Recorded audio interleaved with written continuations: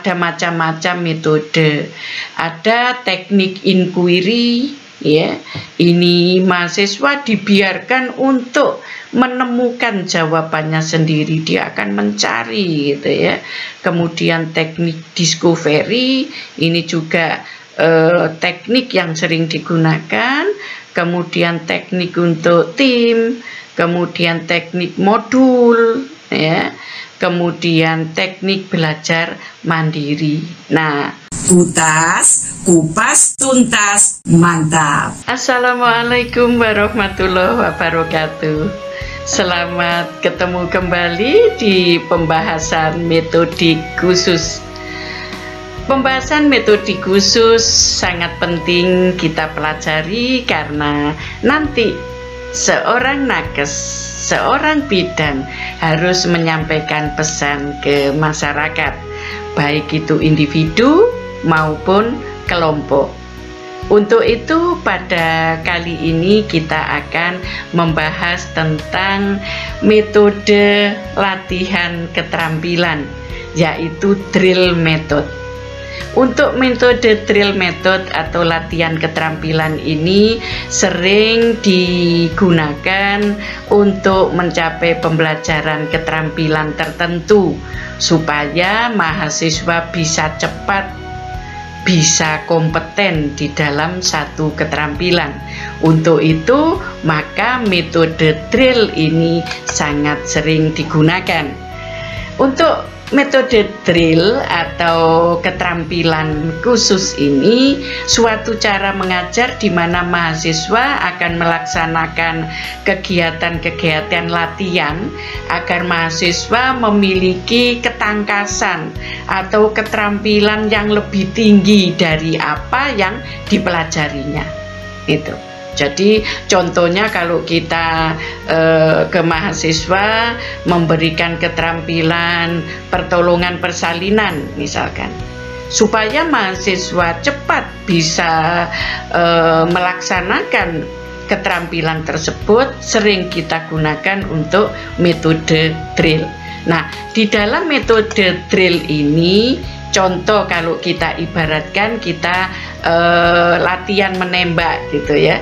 Di dalam pertama mahasiswa, maka dia belum bisa sama sekali menyentuh di dalam lingkaran ini.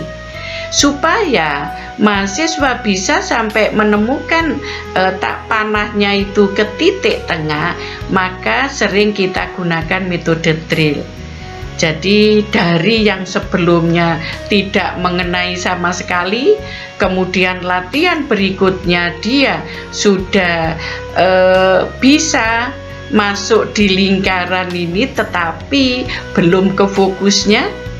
Untuk latihan berikutnya diharapkan dia bisa memasukkan panah pada tepat di tengah-tengah. Nah, ini seorang dosen sering menggunakan metode pengulangan atau drill untuk mencapai keterampilan, seperti contohnya adalah pada pemanah. Ya. Nah, untuk itu maka di dalam metode drill ini juga ada macam-macam metode. Ada teknik inquiry, ya. Ini mahasiswa dibiarkan untuk menemukan jawabannya sendiri, dia akan mencari gitu ya. Kemudian teknik discovery, ini juga teknik yang sering digunakan. Kemudian teknik untuk tim, kemudian teknik modul, ya. Kemudian teknik belajar mandiri. Nah, untuk yang drill ini terserah kita mau menggunakan yang mana. Misalkan teknik modul belajar, jadi kita memberikan modul dulu ke mahasiswa, kemudian mahasiswa akan belajar dari modul, kemudian belajar mandiri dari modul tersebut. Jadi ini juga bisa dimodifikasi lagi gitu. Nah, untuk tujuan daripada metode drill khususnya untuk mata kuliah yang keterampilan ini adalah untuk melatih kemampuan motoriknya, melatih. Ini pada kelas-kelas ibu hamil contohnya ya, kita mengajarkan bagaimana cara memandikan bayi, motoriknya yang kita latih gitu ya. Kemudian kecakapan intelektualnya juga ya, sebelum motorik kita kasih pengetahuan-pengetahuan yang mendasari dilakukannya suatu keterampilan tersebut. Kemudian juga kemampuan menghubungkan ya suatu keadaan dengan keterampilan yang kita berikan. Contohnya kalau di kelas ibu hamil banyak keterampilan yang harus diberikan ke calon-calon ibu, calon-calon orang tua ya. Itu cara menyusui yang benar dan sebagainya, banyak kita menggunakan metode-metode ini ya. Kemudian di dalam menerapkan metode drill ya, ini juga ada syarat-syaratnya gitu ya. Pertama, menarik dan menyenangkan, terutama kita kalau di kelas ibu hamil itu kalau nggak menarik dan menyenangkan maka ibu-ibunya bisa pulang gitu ya, karena bosen gitu. Bagaimana kita menyampaikan semenarik mungkin, menyenangkan untuk keterampilan tindakan yang bersifat otomatis gitu ya. Contohnya cara menetei yang benar gitu. Loh, itu pada saat ibu menetei kita betulkan kalau memang itu salah. Kemudian memperhitungkan kemampuan mahasiswa juga, kalau itu sasarannya mahasiswa. Adanya pengarahan dan koreksi ya, pengarahan, koreksi diberikan secara sistematis, kemudian diberikan kepada perorangan juga bisa ya. Seringnya drill itu ke perorangan ya, diberikan terpisah menurut bidang ilmunya. Kalau kita di kebidanan itu banyak sekali keterampilan yang harus kita berikan untuk melatih mahasiswa. Nah, prinsip dan petunjuk di dalam metode drill ini, pertama, latihan pertama ini bersifat ya diagnostik gitu ya. Ini memberikan pengertian kepada mahasiswa ya. Kemudian harus singkat ya, dan sering dilakukan berkali-kali ya. Kemudian juga harus memiliki arti gitu ya. Apa yang kita pelajari itu harus memiliki arti. Kemudian awal ini perlu ketepatan dan kecepatan ya. Akhir perpaduan keduanya. Jadi harus, kalau awal itu ketepatan dan kecepatan, kalau akhir itu perpaduan duanya, harus tepat dan cepat gitu. Harus tepat dan cepat. Nah, ini dilakukan prosesnya secara dasar esensial ya. Makanya mahasiswa harus betul-betul diberikan suatu gambaran di mana nanti mahasiswa bisa belajar dengan senang. Contohnya aja kalau kita mau menaiki tangga gitu, kita tidak bisa langsung ke tangga paling atas sebelum menginjak tangga-tangga sebelumnya. Ini adalah step by stepnya untuk mencapai ini ya. Nah, di sini langkah-langkahnya, pertama membutuhkan suatu persiapan ya. Tadi disiapkan modul, disiapkan peralatannya, sarana prasarananya, kemudian juga persiapan untuk kenapa kita harus belajar ini, tujuannya di dalam modul harus jelas. Kemudian di dalam pelaksanaan itu harus kalau perlu dimeniti ya, di jam, ada jam timernya itu. Oh, pertama latihan pertama ABN bisa melakukan dalam waktu misalkan 15 menit. Yang kedua harus lebih cepat dan tepat. Ya, itu. Kalau dilakukan berkali-kali, makanya namanya drill gitu ya, berkali-kali, maka akan mencapai suatu ketepatan dan kecepatan. Waktunya lebih pendek, ketepatannya lebih banyak yang tepat gitu. Itu kita bisa pakai checklist ya untuk mencongkreng dan memberikan waktu.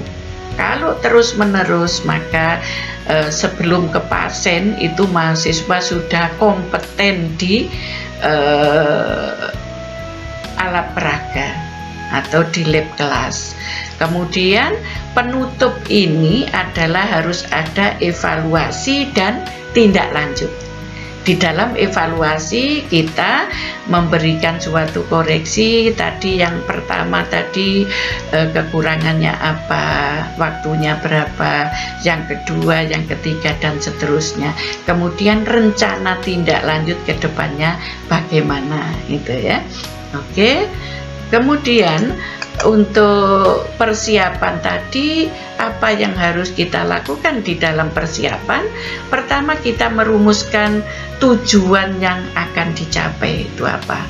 Tentukan dengan jelas keterampilan apa yang akan kita drillkan. Contohnya tadi APN atau pertolongan persalinan. Dan urutannya bagaimana? Kita berikan mahasiswa langkah-langkah di checklist itu. Tentukan langkah yang harus dikerjakan untuk menghindari kesalahan. Untuk menghindari kesalahan yang sekecil mungkin, maka mahasiswa diberikan checklist atau penuntun belajar. Lakukan kegiatan pra-drill sebelum menerapkan metode ini secara penuh. Jadi harus ada pranya dulu ya. Kalau sudah baru kita timer gitu ya. Itu pada drill yang penuh. Nah, pelaksanaan, langkah-langkah dalam pelaksanaan juga harus ada pembukaan. Kemudian langkah pelaksanaan, mulai latihan dengan hal-hal yang sederhana dulu. Ya. Kemudian ciptakan suasana yang menyenangkan. Jangan belum melatih gitu dosennya sudah marah dulu, sudah ini dulu, sehingga suasana sudah tidak kondusif lagi. Makanya sekarang Kampus Merdeka di dalam COVID-19 kita ciptakan suasana belajar yang menyenangkan. Yakinkan bahwa semua mahasiswa yang akan ikut di dalam proses pembelajaran itu semuanya tertarik akan topik yang kita pelajari. Memberikan kesempatan kepada mahasiswa untuk terus berlatih ya. Itu kemudian langkah berikutnya adalah untuk mengakhiri, yaitu melaksanakan perbaikan-perbaikan apabila ada kesalahan yang dilakukan oleh mahasiswa. Kemudian memberikan latihan penenangan, yaitu sampai membereskan alat-alat yang digunakan untuk berlatih. Nah, kelebihannya di dalam metode ini berpikir cepat, bertindak tepat. Ya. Jadi di sini harus mentally strong. Ya, itu untuk melatih mahasiswa supaya istilahnya nggak klemak-klemek gitu. Jadi bidan itu harus terengginas, apalagi dalam kondisi gawat darurat. Gitu. Makanya metode drill ini sering kita gunakan. Oke. Kemudian I can do it. Ya, ini contohnya ini mahasiswa yang sedang berlatih untuk memandikan bayi, memeriksa bayi ya. Ini kelebihan-kelebihan di dalam metode drill. Nah, di dalam metode ini punya kelemahan juga ya, sering bosan ya karena berkali-kali salah, misalnya apalagi yang berkali-kali banyak kesalahannya daripada benernya gitu, maka kadang sampai bosan ini. Nah, bagaimana sekarang kita membuat supaya mahasiswa tidak bosan? Banyak cara yang bisa dilakukan oleh seorang dosen. Nah, ini juga waktunya lama gitu ya. Kok nggak selesai kok ini nih. Apalagi harus mencapai sampai kompeten gitu ya. Ini oke, itu tadi kelemahannya ya. Oke, nah cara mengatasi kelemahan di dalam metode latihan keterampilan atau drill ini adalah janganlah seorang dosen menuntut dari mahasiswa suatu respon yang sempurna. Jangan menuntut itu dulu. Jika terdapat kesulitan pada mahasiswa pada saat merespon, hendaknya dosen segera meneliti penyebabnya. Kenapa yang saudara lupa kok pada poin ini gitu ya. Tuh. Cari kenapa dia. Berikanlah segera ya. Untuk penjelasan baik respon yang betul maupun yang salah sesegera mungkin supaya kita tidak lupa ya. Usahakan mahasiswa memiliki ketepatan merespon, kemudian kecepatan merespon. Jadi ketepatan dan kecepatan. Nah, makanya konsentrasi harus kita bentuk sebelum melakukan drill. Pusatkan perhatian mahasiswa pada pokok bahasan yang akan kita pelajari. Nah, istilah-istilah baik berupa kata maupun kalimat yang digunakan dalam latihan hendaknya dimengerti oleh semua murid peserta yang ikut latihan ya. Jadi kita ada kayak bahasa yang memang itu digunakan di dalam proses latihan, terutama kalau di kesehatan itu banyak bahasa-bahasa medis gitu. Nah, ini sebelumnya harus dikenalkan, dibiasakan istilah itu ke mahasiswa sehingga mahasiswa tidak merasa asing.